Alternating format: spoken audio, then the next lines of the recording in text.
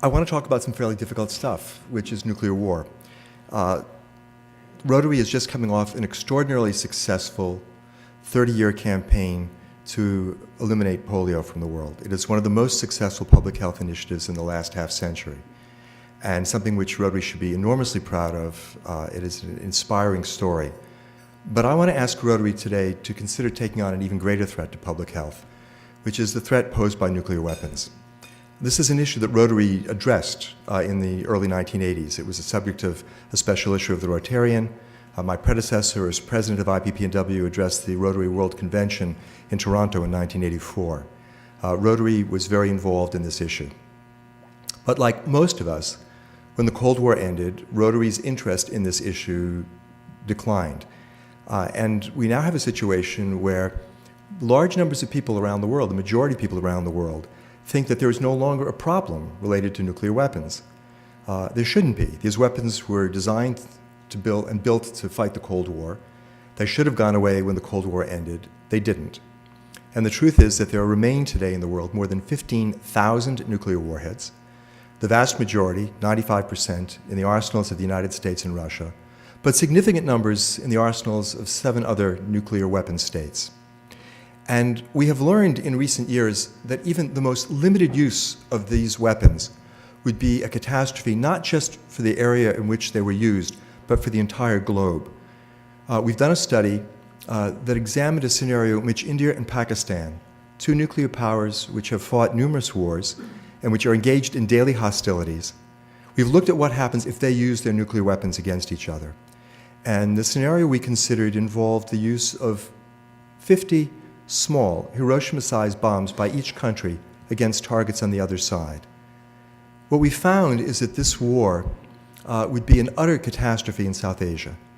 In the first week, anywhere from 20 to 35 million people would die as a result of the explosions, the fires, the radiation. To put that in perspective, during all of World War II, about 50 million people died worldwide over about 8 years. This would take place in the course of a week. But as unimaginable as these direct local consequences are in South Asia, they are a small part of the story, because the bigger problem is the worldwide climate disruption that would follow. A war between India and Pakistan involving 100 small Hiroshima-sized bombs lifts about 5 million tons of soot into the upper atmosphere, where it blocks out the sunlight, drops temperatures across the planet, and as a result of that, drops precipitation across the planet. And these climate effects last for at least 10 and probably as long as 20 to 25 years. The effect on human beings is profound, and it's mainly due to what happens to food production. We've been able to look at food production in the United States and in China under the conditions that would be created by this scenario. And the results are very, very frightening. In the US, which is the world's largest producer of corn production goes down about 12% for a full decade. In China, corn production goes down about the same amount. Rice production, the largest staple crop in China, the world's largest rice producer, goes down about 17% for a full decade. And wheat production, which trails just behind rice production in terms of its importance in feeding the people of China, goes down 31% for a full decade. The problem is that the world cannot withstand this kind of a decline in food production at this time. The world's granaries have only about 70 days' worth of consumption stored. It's a very small buffer. It's much smaller than the historical buffer over the last half century, and it is not enough to in any way significantly mitigate the effects of this kind of a shortfall in food production. Furthermore, there are in the world today about 810 million people who are malnourished at baseline. These people get on average about 1,700 to 1,800 calories a day, which is just enough for an average-sized adult to maintain his or her body weight and to do a little bit of work, to grow food or to gather food or to do some other kind of productive work. There are also 300 million people who are well-nourished today but live in countries that are highly dependent on food imports. These are people in Japan, in South Korea, in Taiwan, in most of the countries of the Middle East and North Africa. And there are about 1 billion people in China who have not shared yet in China's economic progress, who are poor, in many cases malnourished, and for whom there would not be enough food as well. And the report which Laura alluded to, and copies of which are outside in the lobby, includes our examination of this data and our conclusion that in the event of a limited nuclear war between India and Pakistan, confined just to that part of the world, a global famine would result that would put up to 2 billion people at risk of starvation across the planet, many of them in Latin America, in Africa, in Southeast Asia, thousands of miles away from the site of this war.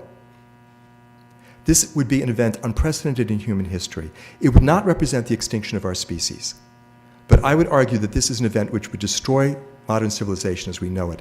No human civilization has ever withstood a shock of this magnitude.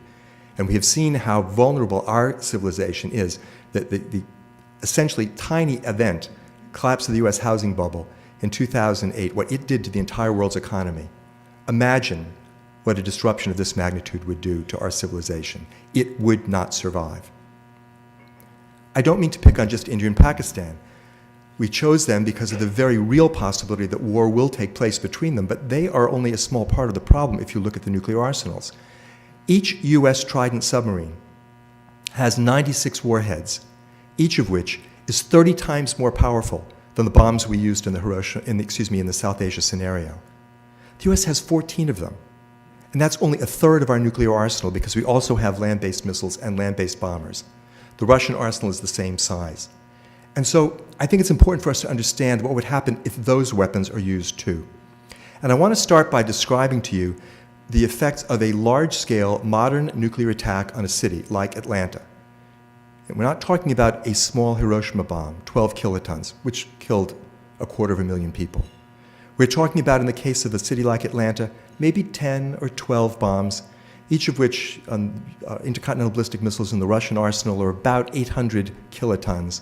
That's about 80 times larger than the Hiroshima bomb. It's very hard for me to describe 8 or 10 of these explosions going off, so I'm going to use a model of a single explosion of 20 megatons. It's a little bit more megatonnage. The destruction is actually less than would be caused by 10 smaller bombs spread out more efficiently over the whole metropolitan area. But the model, I think, gives an adequate approximation of what we're talking about. Within 1,000th of a second of the detonation of this explosive, a fireball would form, reaching out for 2 miles in every direction, 4 miles across. Within this area, the temperature would rise to 20 million degrees Fahrenheit, which is hotter than the surface of the sun, and everything would be vaporized. The buildings, the people, the trees, the upper level of the earth itself would disappear. To a distance of 4 miles in every direction, the explosion would generate blast pressures greater than 25 pounds per square inch and winds greater than 600 miles per hour. Mechanical forces of this magnitude destroy anything that human beings can build. Underground shelters are collapsed by pressures this great. To a distance of 6 miles in every direction, the heat would be so intense that automobiles would melt. To a distance of 16 miles in every direction, the heat would be so intense that everything flammable would burn. Paper, cloth, wood, gasoline, plastic, heating oil, it all ignites hundreds of thousands of fires, which would, over the next half hour, coalesce into a single giant firestorm, 32 miles across, covering over 800 square miles. Within this entire area, the temperature would rise to 1,400 degrees Fahrenheit. All of the oxygen would be consumed, and every living thing would die. In the case of Atlanta, we're talking about something like 4 to 5 million people dead in a half an hour. In the case of New York, we're talking about closer to 15 million people. A study that we did in 2002 showed that if only 300 of the warheads in the Russian arsenal got through to targets in cities in the United States, between 75 and 100 million Americans would be dead in a half an hour. In addition, the entire economic infrastructure of the country would be destroyed. Everything that we depend upon to keep ourselves alive. We're not hunter-gatherers. We're not subsistence farmers. We need an intact society to live. And it would all be gone. The public health system, the communications network, the transportation system, the food distribution system, it would all be gone. And in the months following this attack, the vast majority of the American people who did not die promptly as a result of the attack would die. from starvation, from exposure, from epidemic disease, from radiation poisoning. And the exact same level of destruction would be visited on every city in Russia, and if NATO got involved in the conflict, every major city in Europe. But again, these direct effects are only a small part of the picture.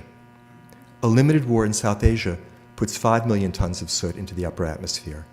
A war between the United States and Russia, using only those weapons which will still be allowed when New START is fully implemented in 2017, that war puts 150 million tons of soot in the upper atmosphere, and it drops temperatures across the planet 8 degrees centigrade. In the interior regions of North America and Eurasia, the temperature drops 25 to 30 degrees centigrade. We have not seen temperatures on this planet that cold in 18,000 years, since the coldest moment of the last ice age. In the Northern Hemisphere, there will be 3 years without a single day free of frost. The temperature will go below freezing at least some portion of every single day for 3 years. That means all food production will stop. Ecosystems will collapse. Many species will become extinct. The vast majority of the human population will starve to death, and it is possible that we ourselves will become extinct as a species. Now, this is not just some horrible, fantasy that I've cooked up to ruin your lunchtime. This is a real and present danger that we face every day. We have been told for 25 years that we don't need to worry about the US and Russia going to war. They're friends. Well, I think events of the last year, particularly the crisis in Ukraine, have made it perfectly clear that those assurances were not valid. There is a very real possibility that conflict could escalate in Ukraine. And even if that doesn't happen, even if we don't stumble into some kind of a conflict, there is always the danger that there will be an accidental nuclear war. We know of at least 5 occasions since 1979, when either the United States or Russia prepared to launch nuclear war in the mistaken belief that it itself was already under attack. The most recent of these that we know about, and there are probably others that have not made it into the public record, but the most recent that we know about was in January of 1995, a full 5 years after the end of the Cold War. And on that occasion, the United States launched a rocket from Norway to study atmospheric phenomena. We told the Russians we were doing this. Somebody in Moscow forgot to pass word on to the appropriate people, and Russian military radar interpreted this rocket launch as the first stage of the US attack, surprise attack on Russia. For the only time that we know about in the nuclear weapons era, the briefcase which the Russian leadership carries to respond to nuclear attack, it's called the football. The football was activated. It was 2 o'clock in the morning in Moscow, and Boris Yeltsin was wakened up and given 5 minutes to decide what to do. His options ranged from doing nothing to launching a full-scale retaliatory attack against the United States. According to Russian military doctrine, that's what he should have done. Both the United States and Russia operate under something called launch on warning, which is a doctrine that says if you believe that you are under nuclear attack, you do not wait for the incoming missiles to land and destroy your ability to retaliate. You launch your missiles immediately. We don't know what happened in the Kremlin that morning. I mean, Boris Yeltsin was a terribly sick man. He was an alcoholic. He was incapacitated for days by his drinking. It is literally possible that he was simply too drunk to wake up that morning, and that's why we're here today. All we know is that for some reason, the leadership in Moscow chose not to follow their own established military doctrine, and we did not have World War III. January 25th, 1995 was a perfectly good day. There was no reason in the world why there should have been a nuclear war. There were no crises anyplace at that time that should have warranted this kind of event. It was a much safer time than the moment we're living in currently. Excuse me. It was before the North Koreans tested their nuclear weapons, before the round of Indian and Pakistani nuclear testing in the late 90s. It was before September 11th. It was before the US invasion of Iraq, before we got into this very tense standoff with Iran, before relations between the United States and Russia deteriorated as they have over the last 2 years. And yet, we came within minutes of blowing up the world. And the conditions which existed then, which allowed that to happen, have not changed substantially since. The US and Russia have today about 2,000 nuclear warheads between them on hair trigger alert. They're sitting on missiles that can be launched in 15 minutes and destroy the world 30 minutes later. And that's the danger that we live with. We just choose to ignore it. So why am I talking to you about this? Because this is not the future that must be. It is the future that will be if we don't get rid of these weapons. but it's not the future that must be. We can change this. We can get rid of nuclear weapons, which is what we need to do to make ourselves safe from them. They are not a force of nature. They are not an act of God. They're something that we built with our hands in response to specific government policies, and those policies can change. It's not going to be easy. It's going to be an enormous task, but it's something that we can do. And I speak to you as individuals, as leaders in your community, but also very specifically as members of Rotary, which I think as an organization can play an enormously important role in this. When I speak to a lot of audiences, the overwhelming reaction people have is, oh God, what do I do? I'm one person, I can't deal with this. You guys don't get that excuse. You belong to one of the most important NGOs in the world, the second largest after the Red Cross, the only one besides the Red Cross that has formal status at the UN, an organization which has eradicated polio, and which I believe, if it becomes active on this issue, can be a game changer and can help to lead to a world truly free of nuclear weapons. So this is an enormous responsibility that I'm placing on your shoulders today, and I think that's far worse than just ruining your lunch. You know about this now if you didn't know about it before. And once you know about these things, you have a responsibility to take action. If you see somebody fall down in the street, you can't walk over them. If you know that everything in the world is at risk, you can't ignore that. You have to take action on it. This is a burden, and it's a burden that's not going to go away until we get rid of these weapons. It's something that we are all going to carry around with us. But I think it's also something more than a burden. All of us want to do something good with our lives. Service before self. You've joined Rotary in order to be able to affect the world in a positive way, as that wonderful invocation reminded us just a short while ago. We have the opportunity to save the world, and that is a very, very good thing to do.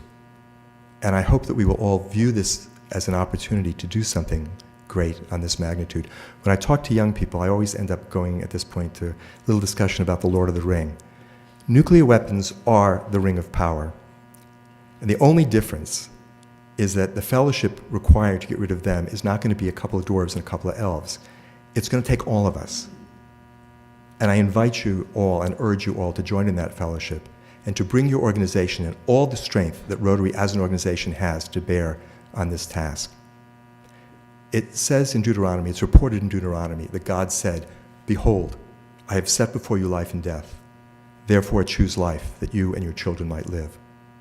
That is literally the choice before all of humanity today. And I pray that we will all choose wisely and act with courage and determination so that indeed our children might live. Thank you very much.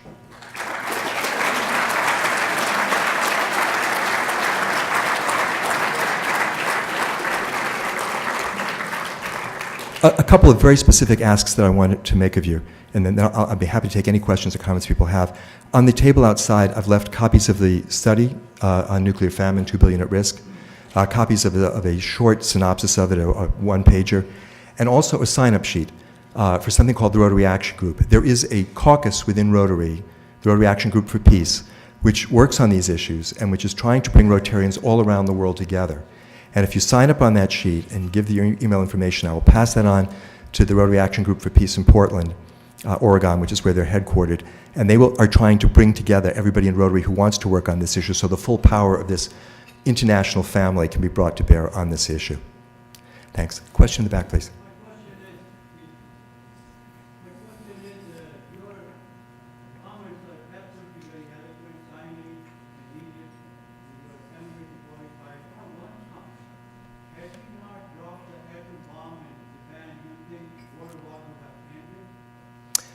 I don't know, and I actually don't think that's really the key question for us at this point.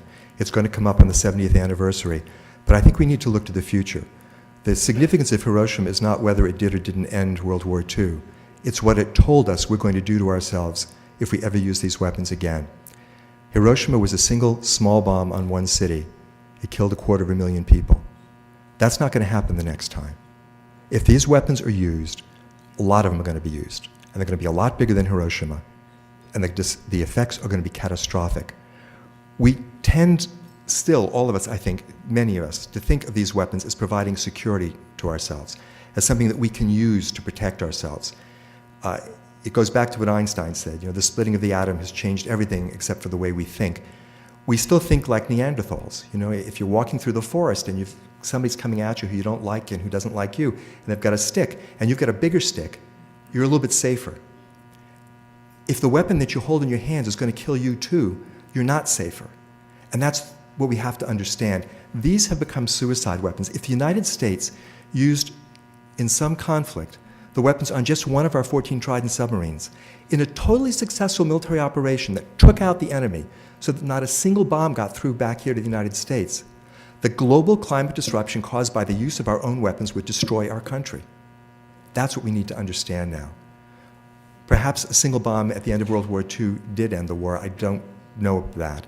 What I do know is the next time around, it's going to not end the war, it's going to end us as a civilization. Yeah. Your words are especially appropriate here because we have the largest concentration of nuclear weapons anywhere on Earth in South Georgia, somewhere. This is not a subject that should be past interest in Georgia. I have a question, however. There's been some significant reporting lately about the physical conditions for the maintenance of U.S. nuclear weapons and the state of training of the people who are responsible for the launching of those weapons, should that become necessary. I wonder if that's the case in this country. What is the condition of the weapons that exist in India and Pakistan? Or of equal concern in Russia, where we know that many of the weapons are very poorly maintained, which is why Senator Nunn joined with Senator Lugar in this historic effort to try to decommission as many of those poorly maintained Russian warheads as possible. This is a very serious concern. In his recent book, Command and Control, Eric Schlosser goes on for hundreds of pages detailing the many, many, many accidents that have taken place involving U.S. nuclear weapons, which I do believe are the best maintained in the world. And the point you're making, I think, is enormously important. If our weapons are this capable of producing accidents, what about other weapons in other countries that are probably less well maintained? It's a very real concern, sir. We have here two lab people that are stand up who have been working on this issue. What is that progress and what do you do? I think the work of the NTI has been extremely important and pointing out some of the very specific concrete steps that we need to take to move towards a world free of nuclear weapons. This is going to be a process that takes a bit of time. I think what we need to do now that's perhaps a bit different than what NTI is doing, that supplements what NTI is doing, is to create a much broader understanding of the need to abolish these weapons altogether. NTI is working essentially in a vacuum. Most of the population doesn't pay any attention to this issue.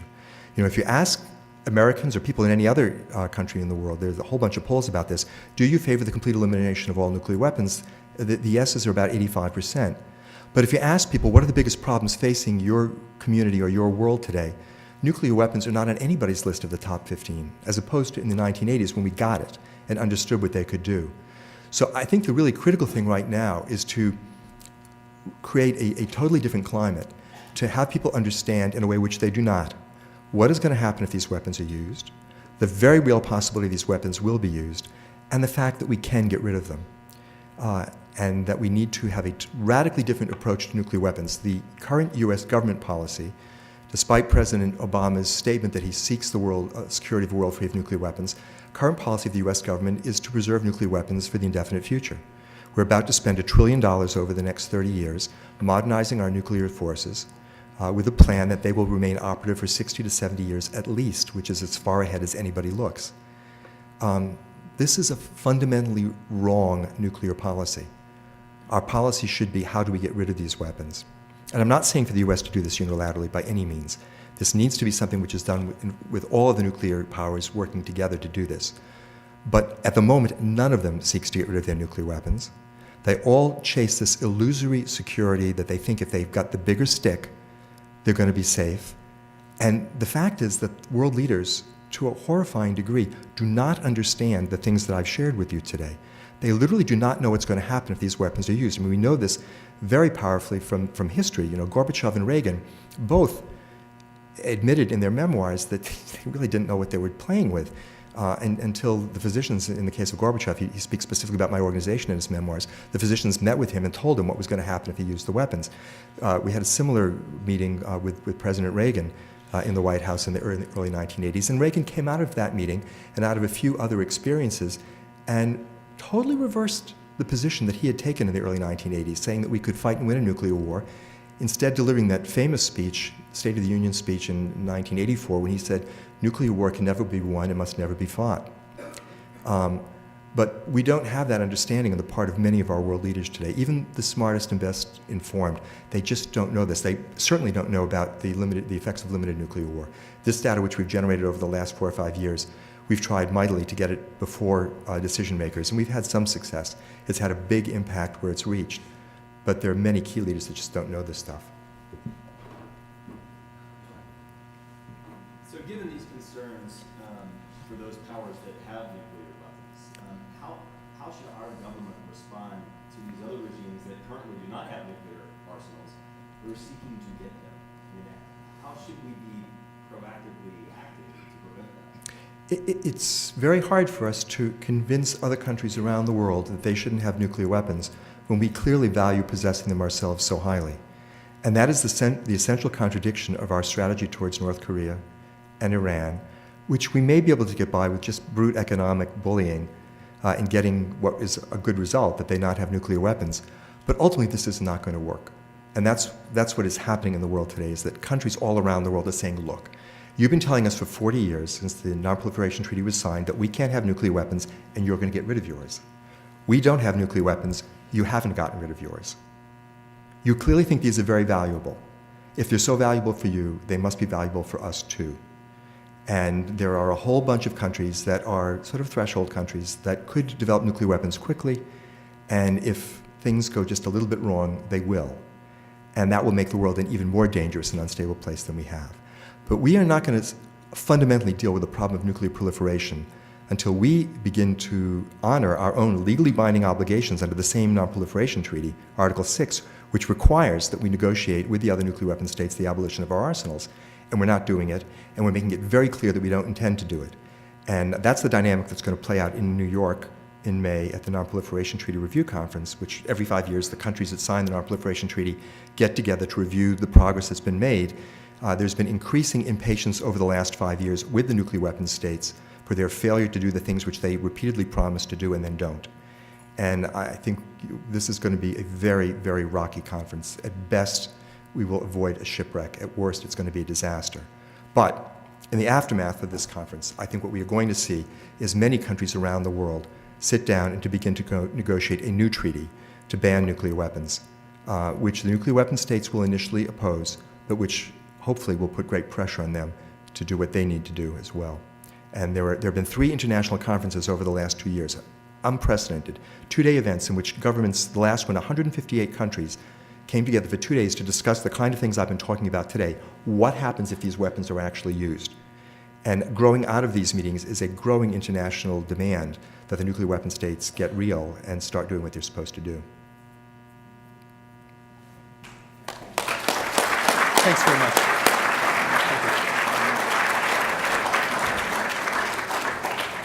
I don't know about you, but my heart is still racing with the modern destruction of Atlanta. One quick Sure. thing. I just want to say one thing to you. When you leave the room today, when you leave this room, the first thing that's going to happen is you're all going to start to forget all the horrible things I talked about. This is basic human psychology. This is awfully painful stuff to think about. Laura Seidel came up to me after one of the talks and said, it must be very difficult being you. This is hard stuff to hold in your mind.